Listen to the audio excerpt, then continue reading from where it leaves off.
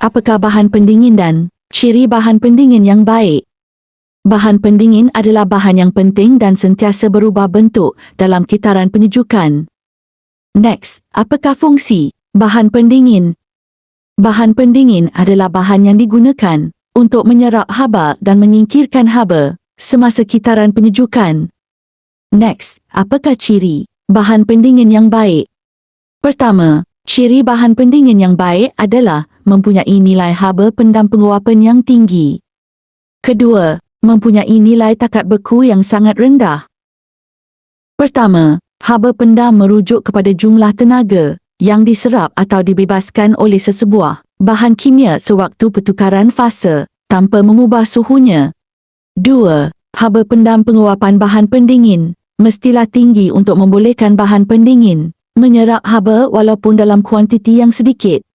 Tiga, takat beku sangat rendah merujuk kepada pertukaran fasa dari cecair kepada pepejal pada suhu yang sangat rendah.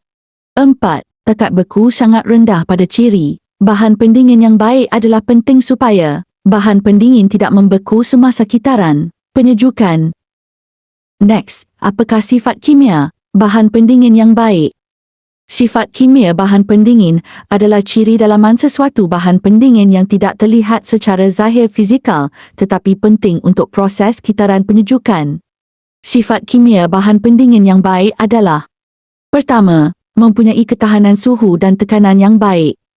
Kedua, bahan pendingin tidak mudah terbakar dan meletup semasa kitaran penyejukan. Ketiga, tidak berkarat bermaksud bahan pendingin tidak bertindak balas dengan komponen.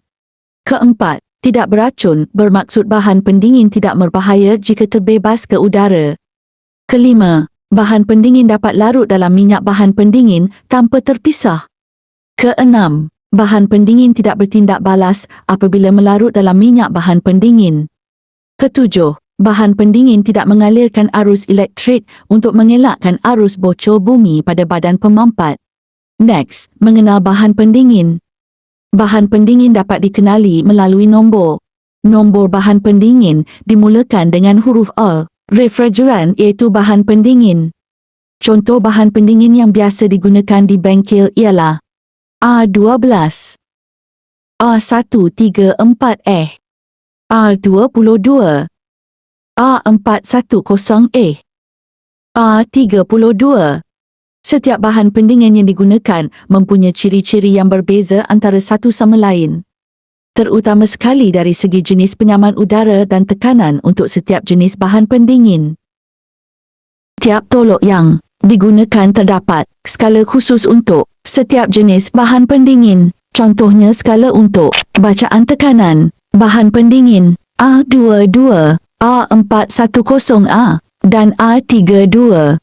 Untuk mendapatkan tekanan yang tepat mengikut jenis bahan pendingin, kaedah penyilangan suhu sepadan antara suhu selesa dengan tekanan dibuat pada skala tolok suhu selesa untuk manusia dalam julat 5 hingga 10 darjah Celsius atau secara tepatnya 7 darjah Celsius. Oleh itu, untuk bahan pendingin R22, julat tekanan adalah 60 hingga 80 PSI atau secara tepatnya 70 PSI. Manakala, untuk bahan pendingin R410A, julat tekanan di antara 118 hingga 142 PSI atau secara tepatnya 130 PSI. Manakala, untuk bahan pendingin R32, julat tekanan di antara 120 hingga 145 PSI atau secara tepatnya 132 PSI.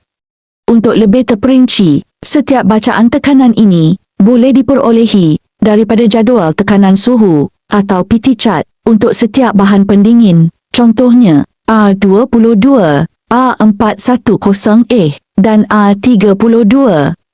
Ini adalah bahan pendingin R22. Juga dikenali sebagai monofluoride difluorometana. Gas ini tidak berwarna dan mempunyai ODP 0.055. Ini adalah bahan pendingin R410A. Gas R410A adalah campuran dua jenis gas iaitu R125 dan R32.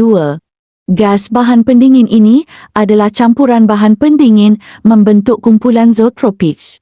Campuran zootropis adalah campuran dua atau lebih gas yang mempunyai takat didih berbeza. Sebab itulah gas kumpulan zootropis perlu dikeluarkan dalam bentuk cecair daripada silinder bahan pendingin sebelum bertukar kepada bentuk gas untuk masuk ke dalam sistem penyaman udara. Gas ini mempunyai ODP kosong tetapi GWP 1725 dan menggunakan minyak jenis POE. Next, keselamatan bahan pendingin. Bahan pendingin tidak berbahaya secara amnya tetapi masih perlukan pengendalian yang betul semasa mengendalikannya. Pertama, penyimpanan bahan pendingin di dalam silinder bahan pendingin mestilah berlabel dan jelas. Kedua, memakai pakaian pelindung dan alat pelindung mata semasa mengendalikan bahan pendingin. Ketiga, merujuk kepada doktor sekiranya mengalami kemalangan melibatkan bahan pendingin. Next, langkah keselamatan semasa mengendalikan bahan pendingin. Pertama, gunakan pelindung mata dan sarung tangan semasa kerja mengecas. Kedua, jika terkena frostbite, basuh dengan air mengalir dengan segera. Ketiga, penyimpanan silinder bahan pendingin di tempat sejuk dan kering.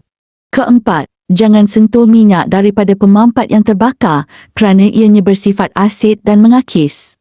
Kelima, periksa jenis bahan pendingin sebelum melakukan kerja mengecas untuk mengelakkan salah masuk gas. Keenam, jika melakukan kerja tebus guna, pastikan tidak melebihi kapasiti tong untuk mengelakkan risiko meletup. Sekian, terima kasih. Gaban.